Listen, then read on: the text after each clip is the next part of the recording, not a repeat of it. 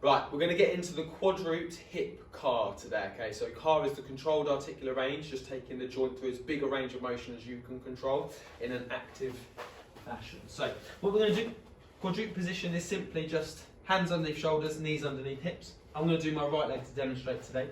So as with all of the cars that we do, we really want to make sure that the only joint moving is the one we're trying to target. So when we work in the hip car in this position, lower back can be something that wants to help and take over. So it's really important we try and lock down that spine, have good tension through your abs so that we disassociate the hip from the rest of the body. The first one I'll demo in a way that I want you to do it. The second one I'll show you where we might not be quite right. So really good idea with this one is to film yourself doing it, just so you've got a bit of feedback, or if you're training with somebody or just training at home, if you can grab someone in the house just to come and make sure that no movement's kind of coming from your lower back.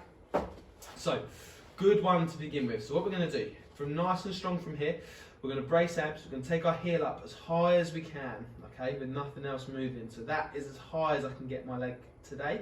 From this position, we're then going to let it flop over to the inside.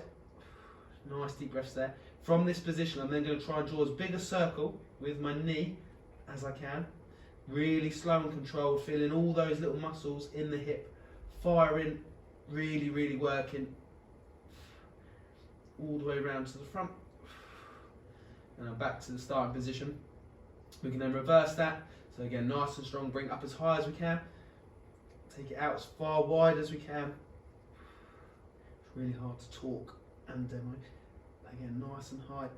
Take it right over to the inside. Rotate. And back down.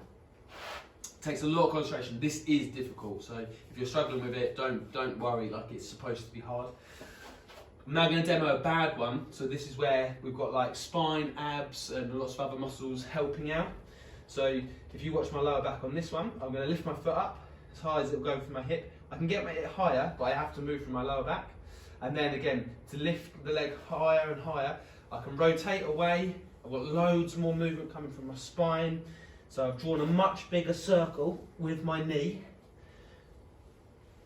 but none of that movement's really come from my hip. So we really want to make sure we're locked down, controlled and strong, and make sure we do both sides.